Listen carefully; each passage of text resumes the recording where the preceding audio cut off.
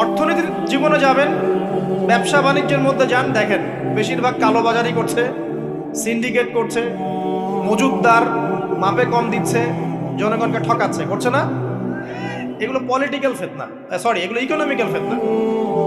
তারপরে আপনি আরো দেখবেন ইকোনমিক সেক্টরে রিবা ভর্তি, সুদ রিবা মানে কি? সুদ, রিবা দিয়ে ভর্তি, ঘুষ ছাড়া কাজ হচ্ছে না। ঠিক আছে, অন্যের সম্পদ আত্মসাৎ না করলে আমাদের পেটের ভাত হজম হচ্ছে না। তো এই যে দুর্নীতি বলেন, ঘুষ বলেন, রিবা বা সুদ বলেন, হ্যাঁ, তারপরে কালো বাজারি বলেন, কালো টাকা সাদা করার টেন্ডেন্সি বলেন, পাচার বলেন, সবগুলো অর্থনৈতিক ফিতনা। এগুলো হচ্ছে কি? অর্থনৈতিক ফিতনা। আর বিশ্বের ফিতনা তো পরে, ওটা তো বলার অপেক্ষা রাখে না।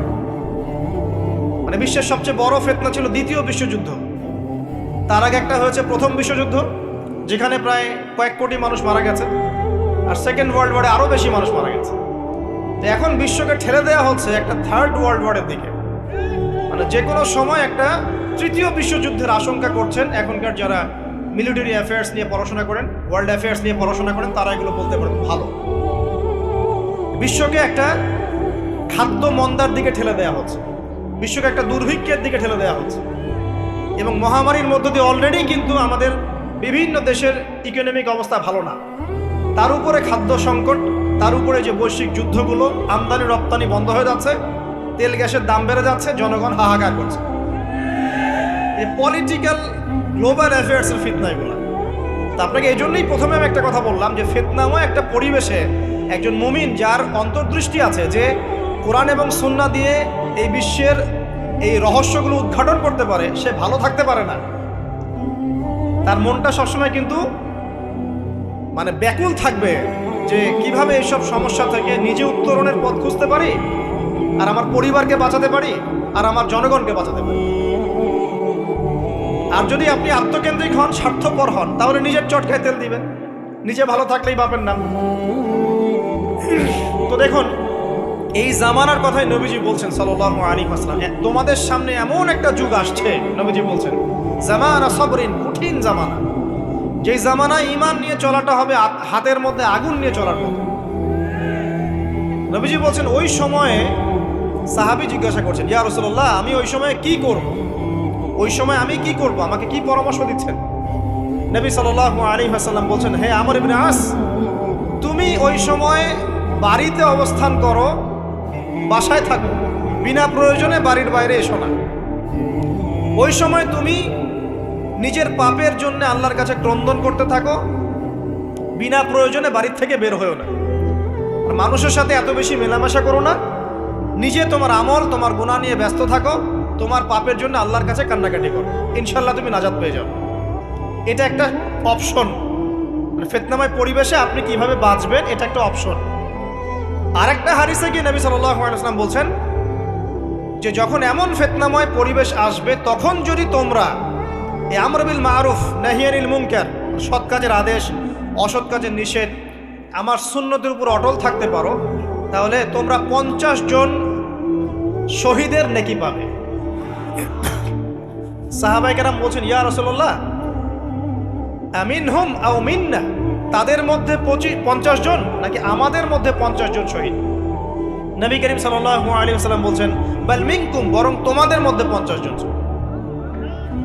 এটা অপশন নাম্বার 2। এক কি বললাম, আপনি নিজেকে নিয়ে ব্যস্ত থাকেন, বাসায় থাকেন, বিনা প্রয়োজনে বাড়ির থেকে বের হবেন না, মানুষের সাথে কম মেলামেশা করেন, এবং নিজের পাপের জন্য আল্লাহর কাছে কান্নাকাটি করেন, নিজের আমল নামা নিয়ে ব্যস্ত থাকেন, ইনশাআল্লাহ নাজাত পাবেন। 2 নাম্বার, যদি আপনার কাছে আরো বেশি যোগ্যতা থাকে এবং আপনি আরো বেশি সাহসী হন এবং আপনি উম্মার, দেশের জনগণের কল্যাণ কামনা করেন, তাহলে অন্যদেরকেও এই ফিতনাময় পরিবেশে টিকে থাকার ফর্মুলা বলে দেন। এখানে সবর করেন, আমর বিল মারুফ নাহি আনিল মুনকারের কাজ করেন, আল্লাহ পাক আপনাকে ইনশাআল্লাহ 50 জন শহীদ সাহাবী নেকি দিবেন। আরো অপশন আছে। কি অপশন? ওই যে আসহাবুল কাহফ কি করেছিল, একটা ফিতনাময় পরিবেশ থেকে নিজেরা আস্তে করে সরে গিয়েছে। যখন আপনি পরিবেশকে পরিবর্তন করতে আর পারছেন না, দাওয়াত দিয়েও কোনো কাজ হচ্ছে না, মানুষ কথাও শুনছে না, জুলুম নির্যাতন বাড়তেই আছে, টিকে থাকা মুশকিল, তখন তাদের হিসেবের দায়িত্ব আল্লাহর উপর ছেড়ে দেন, আপনি ওখান থেকে ডিসকানেক্টেড হয়ে যান। এটা একটা অপশন। এই অপশন বেছে নিয়েছিল ইব্রাহিম আলাইহিস সালাম। তার বাবাকে বুঝিয়েছেন, কাজ হয়নি, চলে গেছেন। এই অপশন বেছে নিয়েছিল আসহাবুল কাহফ। সবাইকে বোঝাচ্ছে কাজ হচ্ছে না, তার রাস্তায় করে চলে গিয়ে গুহার মধ্যে রাত কাটানো শুরু করেছে। এমনও হাদিস পড়েছি আমি, ফিতনাময় পরিবেশে সবচেয়ে সৌভাগ্যবান হবে ওই শ্রেণীর মানুষ যারা দেখা যাবে যে পাহাড়ি কোনো এলাকায় বা দূরবর্তী কোনো জায়গায় বসবাস করছে, যেখানে বৃষ্টিপাত হয়, গরু, ছাগল, মেষ, বকরি এগুলো নিয়ে ওখানে চড়ায়। যখন আজানের সময় হয়, নামাজের ওয়াক্ত হয়, আজান দেয়, নামাজ পড়ে, দুনিয়ার ফিতনা থেকে এরা দূরে আছে, এরা সফল। এমনও হাদিস আছে। হয়তো আপনার কাছে মনে হচ্ছে না এখনো ওই যুগ আসে নাই, কিন্তু আমি আপনাকে বলে দেই যে কোরআন এবং সুন্নাহর চোখ দিয়ে যদি আপনি দেখতে শেখেন এবং বর্তমান বিশ্বের প্রেক্ষাপটটা অ্যানালাইসিস করার যোগ্যতা আপনি অর্জন করেন কোরআন সুন্নাহর চোখ দিয়ে, আপনি বুঝতে পারবেন সেই সময় অনেক আগেই চলে এসেছিল। এখন ফিতনা এবং ফাসাদময় এই পরিবেশে আমরা কি করতে পারি, ছোট স্কেলে, বড় স্কেলে না, ছোট স্কেলে। আমি আজকে বড় বিষয় নিয়ে কথা বলতে আসি নাই, কারণ আমি চিন্তা করলাম যে আসলে প্রথমে যদি ব্যক্তিকেন্দ্রিক বিষয়টা ঠিক না হয়, বড় বিষয় আলোচনা করে কোনো লাভ নাই। আগে ব্যক্তি যদি ঠিক না হয়, বড় বিষয় আলোচনা করে আসলে কোনো লাভ নাই। আপনারা বুঝবেনও না, মাথার উপর দিয়ে চলে যান। এখন গ্লোবাল অ্যাফেয়ার্স নিয়ে কথা বলে খুব একটা ফায়দা নাই আপনার। এখন ইকোনমিক পুরো এই সুদভিত্তিক সিস্টেম আপনি চেঞ্জ করতে পারবেন না, এবং পুরো যে তাগুতি ব্যবস্থা আপনি চেঞ্জ করতে পারবেন। আপনি কি করতে পারবেন? আপনি নিজেকে পরিবর্তন করতে পারবেন, আপনার পরিবারকে পরিবর্তন করতে পারবেন। এতটুকু আপনার পক্ষে এখন পর্যন্ত সহজ, ঠিক না ভাই? ঠিক কথা। এটা আপনি এখন করতে পারবেন। এটার ফর্মুলা কি? ফর্মুলা ঘাটতে গিয়ে আল্লাহ পাক আমার মাথার মধ্যে একটা হাদিস নিয়ে এসে দিলেন। আমি বিশ্বাস করি যে আপনারা বলছেন মৌলানা, আল্লামা, আমি আসলে এমন কিছু নই। এই কথাগুলো আসলে আমার সাথে যায় না। আমি নিতান্তই একজন ছোট মানুষ এবং তালেবে ইলম, জ্ঞানের পথের পথযাত্রী। আর আমি তালেবে ইলম হয়ে থাকতে চাই। আমি মুফতি নই, আমি মুহাদ্দিস, মুফাসসির বা এই যে শব্দগুলো আপনারা বলছেন, এমন কিছুই নয়। আসলে কিয়ামতের মাঠে আমি জান্নাতে যেতে পারবো কিনা আমি নিজেই জানি না। যখন কোনো মানুষ নিজেকে অনেক বড় মনে করা শুরু করবে, বুঝে নেবেন সেই ইবলিসের আনুগত্য করা শুরু করেছে আর কি। কারণ ইবলিস বলেছিল আবা ওয়াস্তাকবারা, আমি খলাকতানি মিন নার ওয়া খলাকতাহু মিন তিন, আমাকে সৃষ্টি করেছেন আগুন দিয়ে, আদমকে সৃষ্টি করেছেন মাটি দিয়ে, আমি কেন আদমকে সিজদা করতে যাব? তো এটা ইবলিসের চরিত্র, আবা ওয়াস্তাকবার। সে উদ্ধত হয় এবং অহংকার প্রদর্শন করে। তো আমি মনে করি যে আমি কিছু বলি না, আল্লাহ রাব্বুল আলামিন আমাকে বলার তৌফিক দেন মাত্র, আলহামদুলিল্লাহ। তা আমার মাথায় একটা হাদিস আসছে, সকাল থেকে ঘুরছে। সেটা হচ্ছে, দেখুন, বারা ইবনে আযিব রাদিয়াল্লাহু আনহু থেকে বর্ণিত হাদিসটা আসছে এবং হাদিসটা বিশুদ্ধ। এখান থেকে আমি মূল আলোচনা যাচ্ছি যে একদিন আনসার মানুষদের মধ্যে, আনসার কারা? আমাদের আনসার বাহিনী। আনসার কারা? যারা মুহাজির সাহাবীদেরকে আশ্রয় দিয়েছিল মদিনায়, তাদেরকে কি বলা হয়? আনসার। তাহলে শব্দটা সুন্দর না? তাহলে আমাদের বাহিনীর নামটাও সুন্দর, মাশাআল্লাহ। তো আনসার সাহাবীদের মধ্যে একজন ইন্তেকাল করেছেন, ইন্না লিল্লাহি ওয়া ইন্না ইলাইহি রাজিউন। এখন তাকে দাফন করা হচ্ছে, আর নবী সাল্লাল্লাহু আলাইহি ওয়াসাল্লাম কবরের পাশে চুপ করে বসে পড়লেন। তার বসা দেখা দেখি বাকি সাহাবীরাও তাকে ঘিরে গোল করে বসে পড়লেন। তারা বলছেন, আমরা এমনভাবে এখানে বসেছিলাম যেন আমাদের মাথার উপরে পাখি এসে বসতে পারে, চুপচাপ, কোনো নড়াচড়া নাই। দেখেন, রাসূলের সাথে বসার সুন্নত দেখেন। কোরআন এবং হাদিসের মাহফিলে বসার কিন্তু সুন্নত আছে। এখানে বসে দুনিয়াবি এত গল্পগুজব করা যাবে না, এই মোবাইল টোবাইল হাবিজাবি নিয়ে এত ব্যস্ত থাকা যাবে না, দিলের কান দিয়ে শুনতে হবে, ঠিক আছে? আদব আছে, না হলে কথা আপনার উপর তাসির করবে না। তারা এমনভাবে বসেছিলেন যেন মাথার উপরে পাখি বসতে পারে, সুবহানাল্লাহ।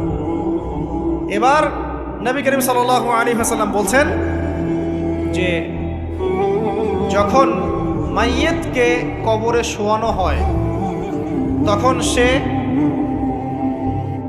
তাকে দাফন করে যাওয়া ব্যক্তিদের হাঁটার খসখস আওয়াজ শুনতে পায়।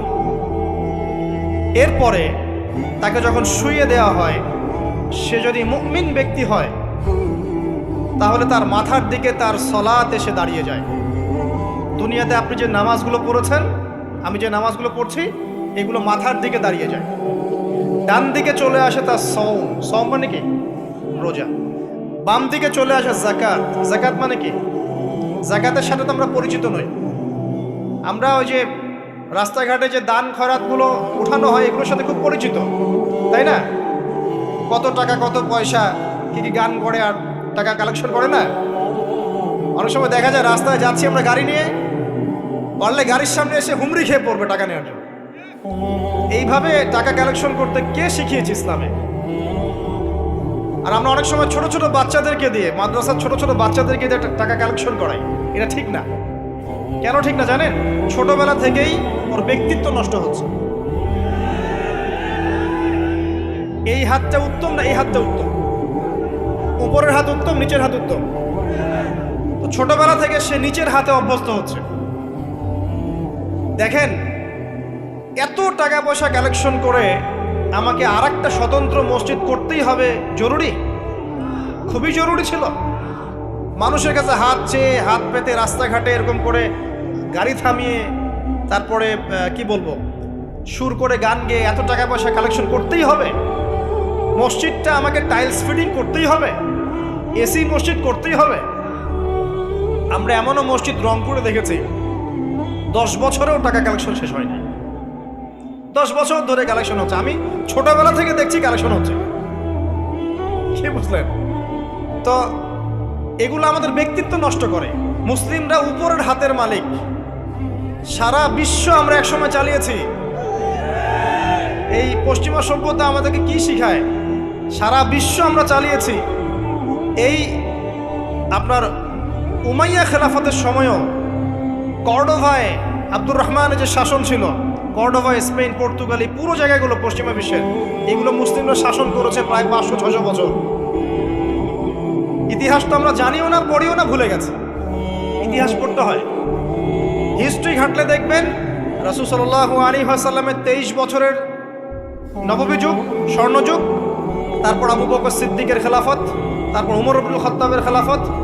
আবু বকর সিদ্দিকের 2 বছর বা 2.5 বছর, উমর রাদিয়াল্লাহু আনহুর প্রায় 10 বছর, তারপর উসমান রাদিয়াল্লাহু আনহুর 12 বছর, আলী রাদিয়াল্লাহু আনহুর প্রায় 2-2.5 বছর, তারপরে হাসান রাদিয়াল্লাহু আনহু 6 মাস। এরপরে উমাইয়া খেলাফত শুরু হলো মুয়াবিয়া রাদিয়াল্লাহু আনহুর হাতে, প্রায় 20 বছর। উমাইয়ারা শাসন করেছে প্রায় 90 থেকে 100 বছর। তারপর জাব নদীর যুদ্ধে উমাইয়া আব্বাসীয়রা একে অপরের সাথে যুদ্ধ করেছে। পরে উমাইয়ারা পরাজিত হয়ে আব্বাসীয়রা ক্ষমতায় গিয়েছে। ক্ষমতায় গিয়ে তারা প্রায় শাসন করেছে প্রায় 550 বছর। এদিকে উমাইয়াদের মধ্যে যারা পরাজিত হয়েছে ওরা চলে গিয়ে কর্ডোভা, আন্দালুসিয়া, ওইদিকে খেলাফত কায়েম করেছে। তারপরে আবার এদিকে ফাতেমি খেলাফত ছিল, উসমানীয় খেলাফত ছিল, তারপরে মিশরের তুলুনি একটা রাজবংশ ছিল, আমাদের সাবকন্টিনেন্টে মোগলরা ছিল, সারা বিশ্বে আমরাই ছিলাম। ইতিহাস তো ভুলে গেছে। তা আমরা সবসময় উপরের হাত ছিলাম, উপরের হাত। আমরা দিতাম, মানুষ নিত। আর এখন কি হচ্ছে? আমরা এখানে, আমরা চাই, মানুষ দেয়। আর ওরা কি এমনি দেয়? ওরা চড়া সুদ দিবে না? ওয়ার্ল্ড ব্যাংকে যান লোন নিতে, চড়া সুদ। আর এই সুদ শোধ করতে গিয়ে বিভিন্ন দেশ শ্রীলঙ্কা হয়ে যাচ্ছে। সুদ তো শোধ করতে হবে, এমনি তো আপনাকে আর এগুলো দিবে না। এই সুদটা শোধ করতে গিয়ে আমাদের জিনিসপত্রের দাম বেড়ে যাবে। তারপরে দেখবেন জনগণের উপর কর বেড়ে যাবে। অনেক প্রবলেম। আর এই প্রবলেমগুলো ফেস করতে হবে কি কারণে? রিবা বা সুদের কারণে। তো এই যে বলছি, দেখেন ছোটবেলা থেকেই যে আমরা নিচের হাতে অভ্যস্ত হচ্ছি, এটা ত্যাগ করতে হবে। ব্যক্তিত্বের পরিচয় দেন। এত টাকা পয়সা চেয়ে প্রতিষ্ঠান করার দরকার নাই। আমার জমি আছে 1 বিঘা, আমি প্রতিষ্ঠান করবো। আপনার 2 বিঘা আপনি করেন। যার সামর্থ্য আছে সে করবে, সামর্থ্য নেই করার দরকার নেই। আর একটা মসজিদ যদি কবুল হয়, একটা মসজিদ একটা জেলার জন্য যথেষ্ট। একটা মসজিদ নববী থেকে নবী সাল্লাল্লাহু আলাইহি ওয়াসাল্লাম সারা দুনিয়া শাসন করেছে। আর আমাদের তো কোটি কোটি মসজিদ বাংলাদেশে। এই যুগের কথাও নবীজি বলেছেন, যে যুগে মসজিদগুলো চাকচিক্যময় হবে, মসজিদগুলো কি হবে? চাকচিক্যময় হবে, হেদায়েত উঠে যাবে। এবং মসজিদের মধ্যে শোরগোল হট্টগোল বেড়ে যাবে। দেখেন না মসজিদে হট্টগোল বেড়ে গেছে না, এটা সেই যুগ। তো যেটা বলছিলাম প্রিয় ভাইরা, যে নিচের হাতে অভ্যস্ত না, উপরের হাতে অভ্যস্ত হতে হবে। এই কারণে এই যে একটা হাদিসের কথা শুরু করলাম, যে আনসার সাহাবী কারা ছিল, যারা মুহাজির সাহাবীদেরকে আশ্রয় দিয়েছে। এখন এই সাহাবীদের মধ্যে একজন ইন্তেকাল করেছে, তার লাশ যখন রাখা হচ্ছে তখন নবীজি বলছেন মাথার দিকে মাইয়েতের আসে কি সলাত। সলাত মানে কি নামাজ। 5 ওয়াক্ত নামাজ আজকে থেকে ছাড়বেন, ওয়াদা করেন আজকে থেকে 5 ওয়াক্ত নামাজ ছাড়বো না ইনশাআল্লাহ। একটা হাদিস খালি বলি, মান তারাকা সালাতান মুতাআম্মিদান ফাকাদ কাফারা, মান তারাকা সালাতান মুতাআম্মিদান ফাকাদ কাফারা। আবার শোনেন, قال رسول الله صلى الله عليه وسلم من ترك صلاة متعمدا فقد كفر। আর মুয়াজ বিন জাবাল রাদিয়াল্লাহু আনহু কে নবীজি বলেছেন মান তারাকা সালাতান মুতাআম্মিদান ফাকাদ বারিয়াত মিন জিম্মাতিল্লাহ। যে ব্যক্তি নিজের উপর ফরজ নামাজ ছেড়ে দিল সে কুফরি করলো, সে কুফরি করলো, সে কুফরি করলো। মুয়াজ বিন জাবালকে নবী সাল্লাল্লাহু আলাইহি ওয়াসাল্লাম বলছেন যে ব্যক্তি ফরজ নামাজ ইচ্ছা করে ছেড়ে দিল সে ব্যক্তি আল্লাহর জিম্মা থেকে মুক্ত হয়ে গেল। ছাড়বেন প্রিয় ভাই 5 ওয়াক্ত নামাজ জামাতের সাথে ইনশাআল্লাহ। আল্লাহ আমাকে তৌফিক দেখ, আপনাদের সবাইকে তৌফিক দান করুন, আমিন। জামাত যদি না পান একা পড়ে নেবেন, ঠিক আছে? যদি ঘুমিয়ে থাকেন ঘুম থেকে উঠে পড়বেন, ভুলে গেছেন যখন মনে হবে তখন পড়বেন। ওযু করার পানি নাই, কি করবেন? তায়াম্মুম করবেন। তায়াম্মুমেরও কিছু নাই, আপনার কোনো কাপড়ই নাই, সতর ঢাকার কোনো কাপড়ই নাই, কি করবেন? বসে বসে নামাজ ওই অবস্থাতে, এটা কোনো মাফ নাই। মানে আপনার ওযু করার কোনো পানি নাই, তায়াম্মুমের কিছুই নাই, কাপড়ও নাই সতরে, তখনও নগ্ন হয়ে বসেই নামাজ পড়তে, মাফ নাই। যখন শোয়ানো হবে মাথার দিকে কি থাকবে? সালাত। তাহলে আমরা যারা ফরজ সালাত এখন আদায় করছি না আজকে তওবা করেন, বলেন আস্তাগফিরুল্লাহ আল্লাযী লা ইলাহা ইল্লা হুয়াল হাইয়ুল কাইয়্যুম ওয়া আতুবু ইলাইহি। হে আল্লাহ আমরা তওবা করছি, সারা জীবনে যত নামাজ পড়ি নাই এই সমস্ত নামাজ না পড়ার পাপ থেকে তোমার কাছে তওবা করছি। ঠিক আছে, এটা আস্তাগফিরুল্লাহর অর্থ নয়, আমি বাংলায় বললাম। আর যদি নামাজ কাজা করে আদায় করে দিতে পারেন আলহামদুলিল্লাহ, খুবই ভালো হয়। যদি নাও পারেন তাও এখন থেকে আর কোনো নামাজ বাদ দিয়েন না, আর বেশি বেশি নফল নামাজ পড়ার চেষ্টা করেন। আল্লাহ পাক তৌফিক এনায়েত করুন। আসুন, তারপরে ডান দিকে কি? সওম। সওম মানে কি? রোজা। রমজান মাসে রোজা রাখি সবাই তো মাশাআল্লাহ, আলহামদুলিল্লাহ। রমজান মাসে সওম রাখার পাশাপাশি বেশি বেশি নফল সওম রাখার ব্যাপারে অভ্যস্ত হওয়ার চেষ্টা করতে হবে। সবচেয়ে সেরা সওমগুলো হচ্ছে মাসের 3 দিন, আইয়ামে বীজের সওম, চাঁদের 13, 14 এবং 15 তারিখ। আর সপ্তাহে 2 দিন, সেটা হলো বৃহস্পতিবার এবং কি সোমবার। আল্লাহ পাক তৌফিক দান করুন, আমিন। এছাড়া আরাফার সওম আছে, আশুরার সওম আছে, ঠিক আছে? জিলহজ মাসের প্রথম 10 দিন রাখতে পারেন, ইত্যাদি। এবার বাম দিকে কি? যাকাত। যেটা বলছিলাম যাকাতের সাথে আমরা খুব একটা পরিচিত নই, অথচ যাকাত একটা ফরজ ইবাদত। কেউ যদি নামাজ এবং যাকাতের মধ্যে পার্থক্য করে সে ব্যক্তি কাফের হয়ে যাবে। কেউ যদি মনে করে নামাজ আমি মানি যাকাত আমি মানি না, তাহলে কাফের হয়ে যাবে।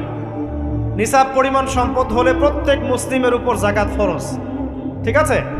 এবং এই যাকাতই হচ্ছে আপনার ইসলামিক অর্থনীতির মূল ভিত্তি। যাকাত হচ্ছে ইসলামিক অর্থনীতির কি মূল ভিত্তি। এই টিকটক প্রজন্মকে এখান থেকে সরান, এই মোবাইল নিয়ে যারা ব্যস্ত আছে এখান থেকে সরো, আলোচনার কনসেন্ট্রেশন নষ্ট করবো না। ধন্যবাদ। পরিবেশ নষ্ট করতে আসো কেন এখানে? দিনের কথা শুনতে যদি আসতে পারো তাহলে আসবো, আদারওয়াইজ আসার দরকার নাই। এখানে কথা হচ্ছে আল্লাহ এবং রাসূলের, তুমি কথা বলতেছো পাশে। আল্লাহ এবং তার রাসূলের কথা হচ্ছে, এখানে তুমি কথা বলো কোন সাহসে? সূরা হুজুরাতে আল্লাহ রাসূল সাল্লাল্লাহু আলাইহি ওয়াসাল্লাম, সূরা হুজুরাতে আল্লাহ পাক বলেছেন যে রাসূলের কথার উপরে কেউ যদি জোরে কথা বলে তার আমলনামা নষ্ট হয়ে যাবে। রাসূল কথা বলছেন, তার উপরে যদি জোরে কেউ কথা বলে আমলনামা নষ্ট হয়ে যাবে। আর এই মাহফিলগুলোতে আল্লাহ এবং তার রাসূলের কথা হয় না? এখানে কি যা ইচ্ছা তাই কথা বলা যাবে? যদি কোনো প্রয়োজন থাকে মাহফিল শেষ হবে তারপর কথা বলবে। এই আদবগুলো না শিখতে পারলে মাহফিলের বরকত থাকে না। আর মোবাইলটা যে আমাদের কি করে দিল ভাই, মানে পুরো কমন সেন্স, হিউম্যান বিহেভিয়ার সব নষ্ট করে ফেলছে। বসে আছেন চুপচাপ, মানে এমন হয় ফোনটা বের করছে, এমন অস্ত্র বের করছে, ফোন বের করে খাটাস করে মুখের সামনে ফোনটা। অনুমতিরও প্রয়োজন নাই যে ভাই একটা ছবি কি নিব, পারমিশনেরও দরকার। মানে ম্যানার্স কমন সেন্স নষ্ট করে ফেলছে। আগে মুসলিমদের সাথে দুইটা জিনিস থাকতো। যখন মুসলিমরা সারা বিশ্বকে নেতৃত্ব দিয়েছে তখন ডান দিকে একটা বড় তরোয়াল থাকতো আর বাম দিকে একটা ছোট খঞ্জর থাকতো, জানেন? এই মোগল আমলেও দেখবেন, নবাব সিরাজউদ্দৌলাদের আমলেও দেখবেন, ডান পাশে একটা বড় সোর্ড থাকতো আর বাম পাশে থাকতো একটা ছোট খঞ্জর। ওই দুইটা জায়গায় এখন স্থান নিয়েছে। ডান পকেটে একটা বড় স্মার্টফোন আর বাম পকেটে ছোট একটা আবার কথা বলা ফোন। মানসিকভাবে আমরা সুস্থ নই এখন। আল্লাহ পাক আমাদেরকে বোঝার তৌফিক দেখ। কথাগুলো আঘাত করার জন্য বলছি না, আমি কথাগুলো বলছি এই কারণে যে আমাদের এই যুব সমাজকে নিয়ে আমাদের অনেক আশা। যুবকরা ইসলাম শিখবে, এলেম শিখবে, আমল করবে, ইনশাআল্লাহ আগামী দিনে এই জাতিকে নেতৃত্ব দিবে। তো এই সময় থেকে যদি ওদেরকে ট্রেন্ড আপ করা না যায়, তাদের ম্যানার্স, বিহেভিয়ার, হিউম্যান বিহেভিয়ারগুলো ডেভেলপ করা না যায়, তাহলে আগামী দিনে কি এরা জাতিকে নেতৃত্ব দিতে পারবে? তো যে কথা বলছিলাম প্রিয় ভাইরা, দেখুন যাকাত ইসলামিক অর্থনীতির মূল ভিত্তি। কিভাবে জানেন? ব্যবসা এবং যাকাত এটা কি করে? এটা একটা মার্কেটের মধ্যে সম্পদ ঘুরতে থাকে। আমি বুঝাচ্ছি আপনাকে। মনে করেন আপনি ব্যবসা করছেন এবং যাকাত দিচ্ছেন। যাকাত কারা দিবে? যারা যাকাতের নিসাব পরিমাণ সম্পত্তি রাখে, মানে কিছুটা ধনী তারা। তো তারা ব্যবসা করছে, মাশাআল্লাহ। ব্যবসা যখন করে, ব্যবসায় কি থাকে? লাভ থাকে, লস থাকে, লাভ থাকে, লস থাকে। লাভও হতে পারে আপনার, লসও হতে পারে। আর সুদে কি? শুধু লাভ, লস আছে? লস নাই। পার্থক্য বোঝেন। এখন ব্যবসা যখন আপনি করবেন, এই টাকা বা মূল যে ক্যাপিটাল যেটা বলে অর্থনীতির ভাষায়, এটা মার্কেটের মধ্যে সার্কুলেট করতে থাকবে। আজকে আপনি ধনী, লাভ করেছেন, কালকে লস করবেন, এই ধন আরেকজনের হাতে চলে যাবে। সে আবার ব্যবসা করছে, সে লাভ করলে সম্পদ তার হাতে থাকলো, লস করলে আরেকজনের হাতে। মানে এই মানিটা, ক্যাপিটাল যেটা, এটা মার্কেটের মধ্যে ঘুরতে থাকে। আজকে কেউ ধনী, কালকে কেউ ধনী, আজকে কেউ ফকির, কালকে কেউ ধনী, এভাবে। এখানে আল্লাহ পাক যাকে ইচ্ছা হয় ধন দেন, যাকে ইচ্ছা হয় দরিদ্র করেন। এটা আল্লাহ পাক নিয়ন্ত্রণ করেন। আবার এর মধ্যে যারা ধনী হবে তারা আবার যাকাত দিবে। কাকে যাকাত দিবে? যে গরিব তাকে। এই কারণে অর্থনৈতিক সাম্য থাকবে এবং টাকা, ক্যাপিটাল মার্কেটে সার্কুলেট করতে থাকবে। এটা হচ্ছে ইসলামিক ইকোনমিক্স। বোঝাতে পারছি না মনে হয়? আর রিবায় কি হবে? রিবায় কোনো লসের চান্স নাই। মানে এখানে ধনী আরো ধনী হতে থাকবে, গরিব আরো গরিব হতে থাকবে, প্লাস যাকাতও দিবে না। তখন সমাজের একটা অংশ অনেক ধনী হবে, আরেকটা অংশ একদম মাটিতে পড়ে যাবে, কোনো ব্যালেন্স হবে না। এই কারণেই বিশ্বের একটা অংশ, ওই বিশ্বের একটা বড় অংশ যারা সুদখোর, যেখান থেকে সুদ এসেছে, ওইটা আস্তে আস্তে ধনী হয়ে গেছে এবং বিশ্বের বহু কান্ট্রি আস্তে আস্তে দারিদ্র সীমার নিচে চলে আসছে। এটা শুধু ব্যক্তির ক্ষেত্রেই নয়, এটা সমাজের ক্ষেত্রেই নয়, পুরো বিশ্বেটা হচ্ছে। তো এই হলো রিবা এবং ব্যবসা ভিত্তিক, যাকাত ভিত্তিক ইকোনমিক সিস্টেমের পার্থক্য, বেসিক ডিফারেন্স। রিবার মধ্যে আল্লাহ পাক তার হাত উঠিয়ে নেন, আল্লাহ পাক সেখানে আর ইন্টারফেয়ার করেন না। ঠিক আছে, সুদ খাচ্ছ, তুমি তোমার মতো চলো। আর ব্যবসা ভিত্তিক ইকোনমিক্স চললে আল্লাহ পাক সেখানে কাউকে ধন দিবেন, কারো কাছ থেকে নেবেন। আপনার ধন নিয়ে আমাকে দিবেন, আমার ধন নিয়ে আপনাকে দিবেন। আর আমি যদি ধনী হই, আমি আবার যাকাত দিব, সেই যাকাতের টাকা আবার আপনার হাতে যাবে, কেউ না খেয়ে মরবেন।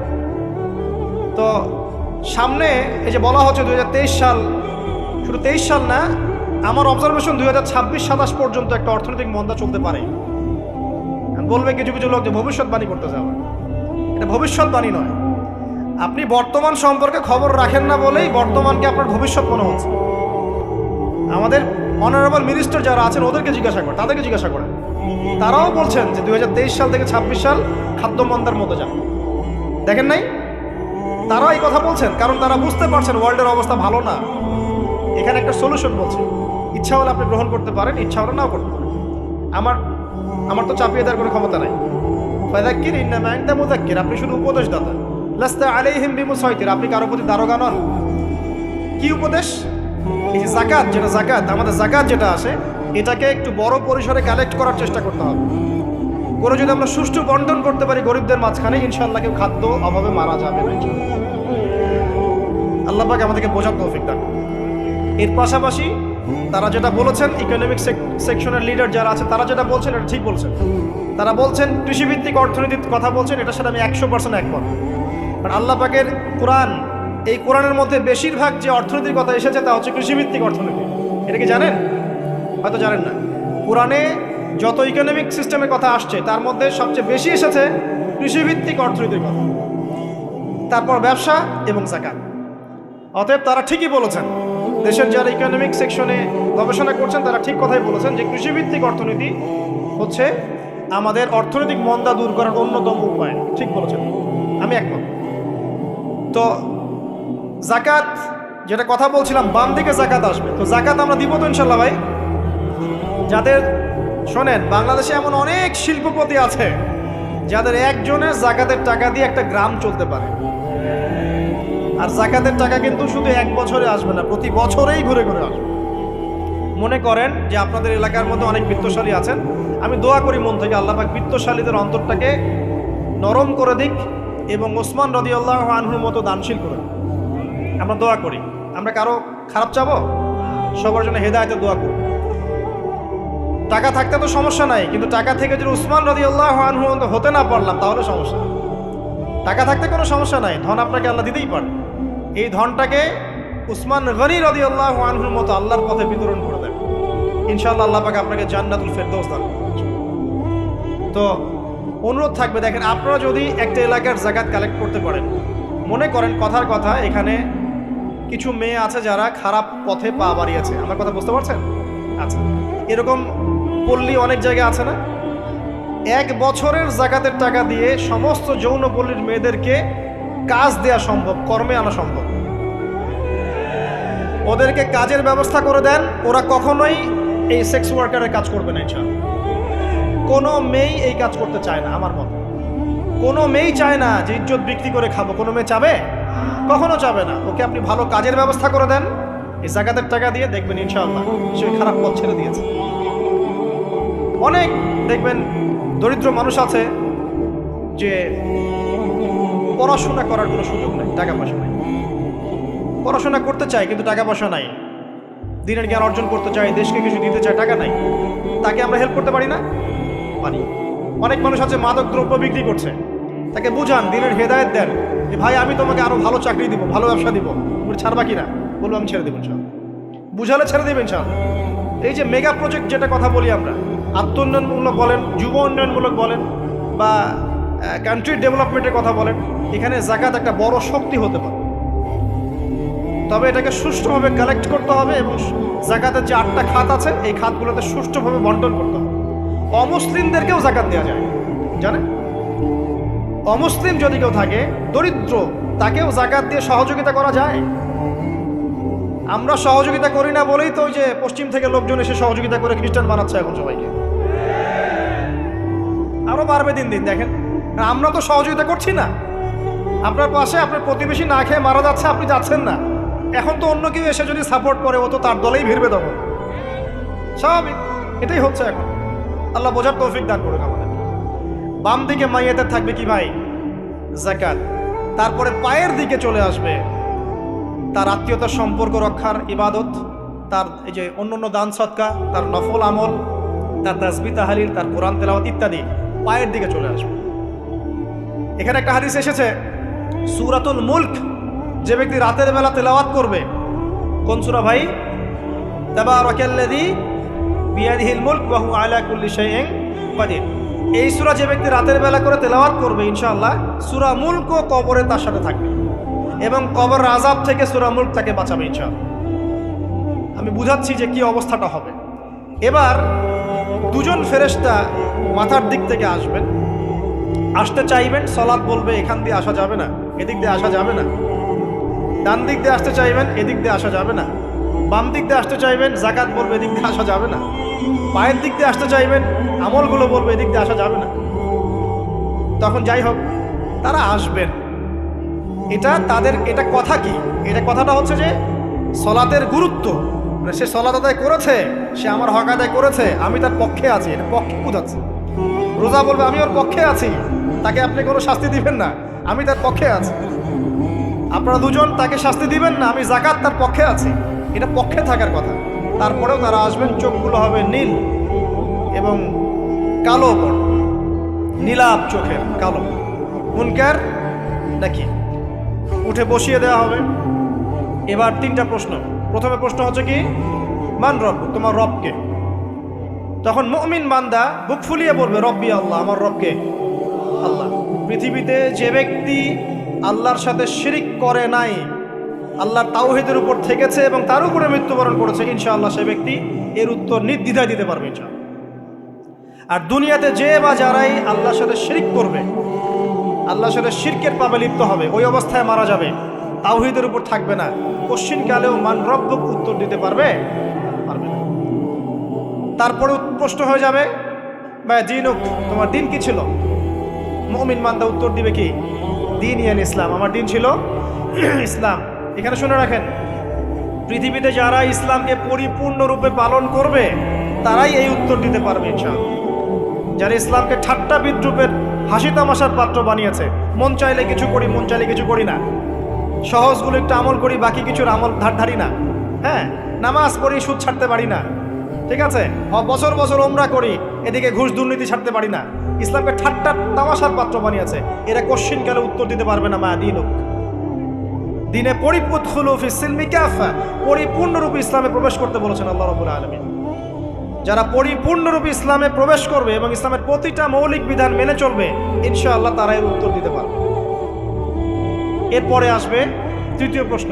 নবী সাল্লাল্লাহু আলাইহি ওয়াসাল্লামকে দেখানো হবে, যখন দেখানো হবে তখন সূর্য যখন ডুবে যায়, যে দৃশ্যটা আমরা দেখতে পারি না, ওই দৃশ্যটা ভেসে উঠবে এবং মুমিন বান্দা অস্থির হয়ে যাবে, বলবে আমাকে ছেড়ে দাও, আমি নামাজ পড়বো। তার কারণ তার কাছে মনে হবে যে আসরের ওয়াক্ত হয়ে গেছে, আসরের ওয়াক্ত হয়ে গেছে, আসরের ওয়াক্ত চলে যাচ্ছে, আমাকে নামাজ পড়তে হবে। চিন্তা করেছেন? ওই যে একটা হাদিস আছে না, যে 7 শ্রেণীর মানুষকে আল্লাহ রাব্বুল আলামিন আরশের ছায়া ছায়া দিবেন, তার মধ্যে এক শ্রেণীর মানুষকে যার অন্তর মসজিদের সাথে ঝুলে থাকে, তার মন মসজিদের সাথে ঝুলেছিল, এই সূর্য ডুবে গেল বলে আমাকে ছেড়ে দাও, আমি নামাজ পড়তে যাব। তখন ফেরেশতারা বলবেন তোমাকে নামাজ পড়তে দেয়া হবে, তবে তার আগে তুমি এর উত্তর দাও। কি উত্তর? এই ব্যক্তির দিকে তাকাও। তখন নবী সাল্লাল্লাহু আলাইহি ওয়াসাল্লামকে দেখানো হবে, সাল্লাল্লাহু আলাইহি ওয়াসাল্লাম দরুদ পড়বেন, বলা হবে যে এই ব্যক্তির সম্পর্কে তোমার কি ধারণা? মান হাযা রাজুলু বুইসা ফিকুম, এই ব্যক্তি কে, যাকে তোমাদের কাছে পাঠানো হয়েছিল? মুমিন ব্যক্তি নির্দ্বিধায় বলে দিবে যে তিনি হচ্ছেন আমার নবী মুহাম্মদুর রাসূলুল্লাহ সাল্লাল্লাহু আলাইহি ওয়াসাল্লাম। দেখুন, পৃথিবীতে যে বা যারাই নবী সাল্লাল্লাহু আলাইহি ওয়াসাল্লামের সুন্নতের উপর আমল করবে, ইনশাআল্লাহ সে তার উত্তর দিতে পারবে। দুনিয়াতে যারা নবীর সুন্নতের 5 পয়সা পরোয়া করছে না, তার আদর্শের 5 পয়সা দাম দিচ্ছে না, তারা কোশ্চিনকালে উত্তর দিতে পারবে। নাম হতে পারে আব্দুর রহমান, আব্দুর রহিম, নবীর সুন্নতের ধার ধারে না, তারা উত্তর দিতে পারবে তরিকা অনুযায়ী ইনশাআল্লাহ। আল্লাহ পাক তৌফিক এনায়েত করুন, আমিন। এবার ফেরেশতা দুজন জিজ্ঞাসা করবেন অবাক হয়ে যে তুমি কিভাবে এটা জানলে, তুমি কিভাবে এই 3টা প্রশ্নের উত্তর দিতে পারলে? কারণ বেশিরভাগ মানুষ তো উত্তর দিতে পারবে না, বেশিরভাগ মানুষই এই উত্তর দিতে পারবে না। কারণ কিয়ামতের মাঠে 1999 জন মানুষ জাহান্নামে যাবে, নাউজুবিল্লাহ। তো এটা কঠিন পরীক্ষা। আল্লাহ রাসূল সাল্লাল্লাহু আলাইহি ওয়াসাল্লাম বলেছেন যে নিশ্চয়ই তোমাদেরকে এখানে পরীক্ষায় ফেলা হবে, আর তোমরা যদি এই পরীক্ষা জেনে তোমাদের মৃতদেরকে দাফন করা থেকে বিরত না থাকতে, তাহলে আমি তোমাদেরকে শুনিয়ে দিতাম কবরে কেমন পরীক্ষা হয়। মানে যদি আমরা শুনতে পারতাম যে কবরে কেমন পরীক্ষা হয়, আমরা ভয়ে আমাদের মৃতদেরকে দাফন পর্যন্ত করতাম। এটা নবীজি বলছেন সাল্লাল্লাহু আলাইহি ওয়াসাল্লাম। তাকে জিজ্ঞাসা করা হবে যে তুমি কিভাবে জানলে এটা? বেশিরভাগ মানুষ তো পারে না উত্তর দিতে। তখন সেই ব্যক্তি বলে বসবে, সেই ব্যক্তি বলবে যে করাতু কিতাব আল্লাহ, আমি আল্লাহর কিতাব এই কোরআন পড়েছি। মুমিন বলবে আমি আল্লাহর কোরআন পড়েছি, ফাআমানতু বিহি, আমি এর উপর ঈমান এনেছিলাম, ওয়া সাদ্দাকতু, এবং সত্যায়ন করেছিলাম। অতএব দুনিয়াতে যারা দিনের জ্ঞান অর্জন করছে না, কোরআন পড়ছে না, হাদিস পড়ছে না, পড়াশোনার চেষ্টা করছে না, জানার চেষ্টা করছে না, কবরে পার পাওয়া ডিফিকাল্ট আছে। এটা একটা অন্যতম প্রশ্ন। আমরা কিন্তু মনে করি 3টা প্রশ্ন হচ্ছে, আসলে প্রশ্ন হচ্ছে কয়টা? 4টা।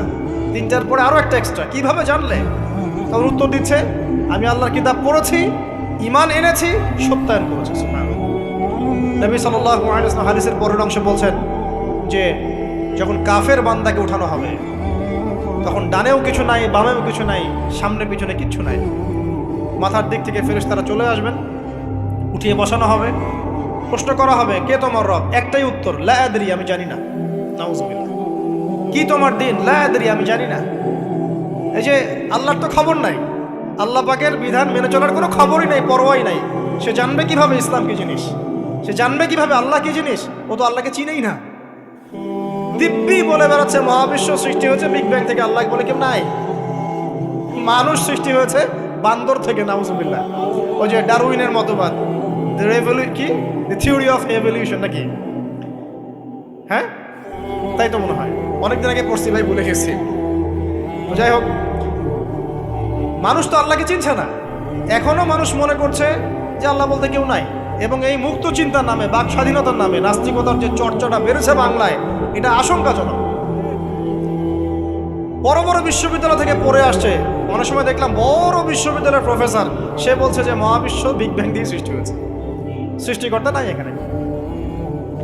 তো মুসলিম বিজ্ঞানীর একটা কথা বলতেন যে মানুষ বিজ্ঞান সম্পর্কে অল্প জানলে নাস্তিক হয়ে যায়, আর অনেক গভীর জ্ঞান অর্জন করলে আল্লাহর কাছে আত্মসমর্পণ করে।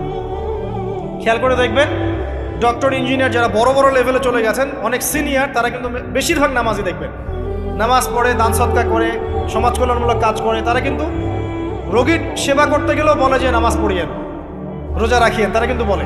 অনেক ডক্টর আমি দেখেছি এমন, যারা যত বেশি গবেষণা করে তারা তত বেশি আস্তিক হয়ে যায়, আর টুটাফাটা গবেষণা করলে নাস্তিক হয়ে যাবে। কত প্রশ্ন, ইসলামের এটা কেন, ওইটা কেন, ইসলামে বহুবিবাহ কেন, হ্যাঁ, ইসলামে কি পর্দার বিধান কেন, তারপর ইসলামে এত রেস্ট্রিকশনস, এত বাইন্ডিংস কেন, হ্যাঁ, স্বাধীনতা নাই কেন, কত প্রশ্ন। ইসলামের এগেনস্টে কত তীর এখন ছোড়া হচ্ছে। তো এই ব্যক্তি কেমন করে উত্তর দিবে যে মাহাদিনুক, তোমার দিন কি? আল্লাহর দিকে কত প্রশ্ন ছোড়া হচ্ছে, কত শিরকের পাপ আমরা করছি, অনেক সময় মুসলিম হয়েও শিরকের পাপ করছি। কিভাবে উত্তর দিবে মান রব্ব? 3 নাম্বার প্রশ্ন যখন করা হবে, এই ব্যক্তিকে দেখো দেখি, সে বলবে যে আমি জানি না এই ব্যক্তিকে, তবে শুনেছিলাম, মানুষের মুখে শুনেছিলাম, মানুষ যা বলতো আমি তাই বলতাম। মানে সে রাসূল সাল্লাল্লাহু আলাইহি ওয়াসাল্লামের নাম শুনেছিল হয়তো বা, কিন্তু তার সুন্নত বা আদর্শ কখনো মেনে চলে নাই, পারল না। এবার জান্নাতি ব্যক্তি হলে কি হতো? ওই যে সূর্য ডুবছিল যেখানে, তার দৃষ্টির সীমা পর্যন্ত কবরকে প্রশস্ত করে দেয়া হবে, এবং জান্নাতের একটা দরজা তার কবরে খুলে দেওয়া হবে। এটা কিভাবে করা হবে সেটা আল্লাহ পাক জানেন, এটার ব্যাখ্যা করার জ্ঞান আল্লাহ আমাদেরকে দেন নাই। যেই মানুষের ক্ষুদ্র জ্ঞানে মানুষ ব্যাকটেরিয়া, ভাইরাস নিয়ে গবেষণা করতে হিমশিম খেয়ে যায়, সে মহাবিশ্বের স্রষ্টা নিয়ে কিভাবে গবেষণা করবে? আল্লাহ পাকের অসীম জ্ঞানের সামনে আমার জ্ঞান কি? খুবই ক্ষুদ্র। হাদিসে এসেছে বুখারী শরীফের মধ্যে, যে একটা মহাসমুদ্রের মধ্যে যদি একটা পাখি 1 ফোঁটা পানি উঠিয়ে নিয়ে যায়, ওই 1 ফোঁটা পানি হচ্ছে মহাবিশ্বের জ্ঞান, আর বাকি পুরো মহাসাগর হচ্ছে আল্লাহ পাকের জ্ঞান। তো আমরা এই ক্ষুদ্র জ্ঞানের মানুষ হয়ে আল্লাহর জ্ঞানকে কেমন করে পেনিট্রেট করতে পারি? তো আল্লাহ পাক জান্নাতের দরজাগুলো খুলে দিবেন, একটা দরজা খুলে দিবেন, সেখান থেকে বাতাস আসবে, জান্নাতের নাজ নেয়ামত উপভোগ করতে থাকবে, এবং তার রূহটাকে সবুজ রঙের পাখির আকৃতিতে জান্নাতে রেখে দেওয়া হবে। ইল্লিন মানেই ওখানে জান্নাতের নিয়ামত সে পাবে। এটাকে বলা হয় দারুল বারজাখ বা বারজাখের জীবন। জীবন অনেকগুলো, একটা ছিল রুহের জগৎ। রুহের জগতে আমরা সবাই ছিলাম। শোনেন, রুহের জগতে যার সাথে যার বন্ধুত্ব, ভালোবাসা গভীর ছিল, দুনিয়াতে তার সাথে তার ভালোবাসা বেশি। এটা হয়তো জানেন না, জানতেন হাদিসটা? রুহের জগতে যদি কখনো আপনার সাথে আমার দেখা হয়ে থাকে, দুনিয়াতে আপনার সাথে আমার দেখা হবে ইনশাআল্লাহ। রুহের জগতে যদি আপনার আমার মধ্যে ঘনিষ্ঠ ভালোবাসা থেকে থাকে, এখানেও ভালোবাসা হয়ে যাবে ইনশাআল্লাহ। এটা বলে আমি আবার তোমাদের বয়ফ্রেন্ড গার্লফ্রেন্ড ভালোবাসা বুঝাই নাই, ওই ভালোবাসার কথা বলি না। আবার রুহের জগতে বিদ্বেষ, এখানেও দেখবেন বিদ্বেষ। ওটা একটা জগৎ ছিল যেখানে আল্লাহ পাক সমস্ত আদম সন্তানকে সৃষ্টি করে তাদের রুহটাকে রেখেছিলেন এবং ওয়াদা নিয়েছেন।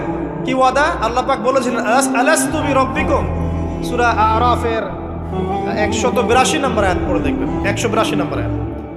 আল্লাহ পাক বলেছিলেন যে আমি ওয়াদা নিয়েছিলাম, আলাস্তু বিরব্বিকুম, আমি কি তোমাদের রব নই?